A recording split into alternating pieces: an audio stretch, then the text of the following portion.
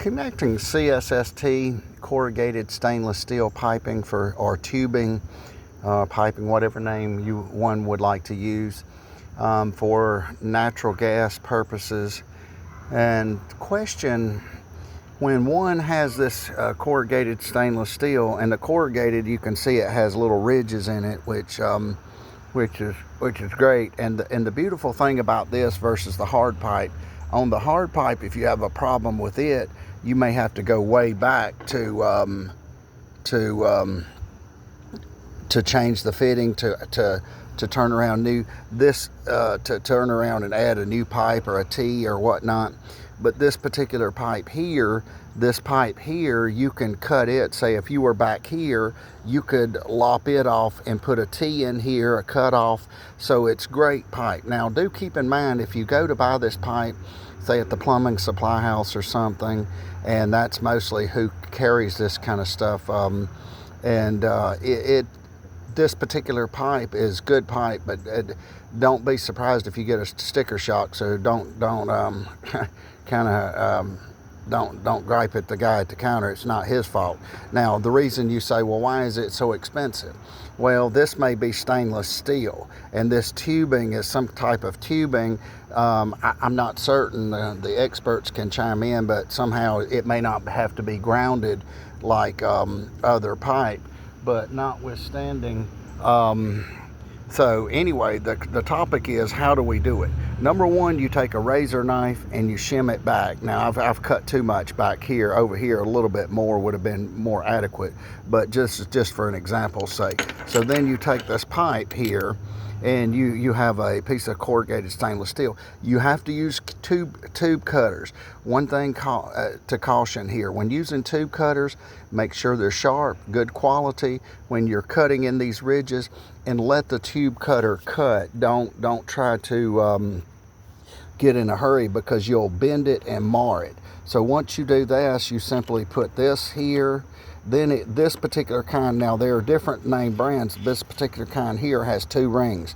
You'll notice they're tapered. So what you do is you simply pull these 2 rings back, and you put one here. You make a full circle with the rings on the first groove. So basically you take and you go here, and it is very difficult to do, but okay, this is the first groove. You make the other one to where it comes here, and then you almost have to hold this to do it. Hold it up, and it's tough.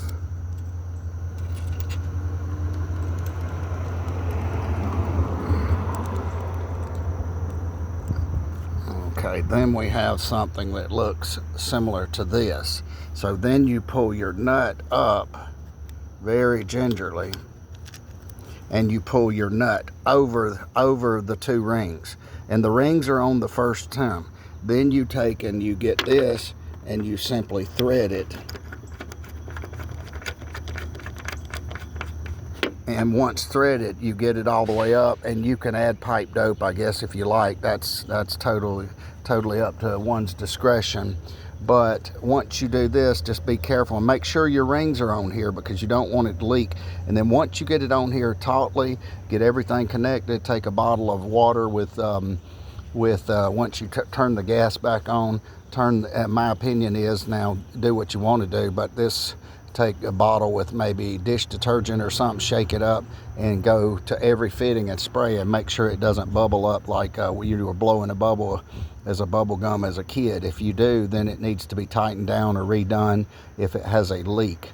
So this is just a simple way, and it's kind of difficult because the 2 rings are on the 2 rings that are here are actually on the first groove here, and they're split together, but not all manufacturers are the same. Then you pull the nut up, and you come over here, and it almost kind of acts like similar to a flare nut, but I'm not saying it, that's not what it is. I don't think, I'm not certain on that, but so I don't have enough knowledge to elaborate on that.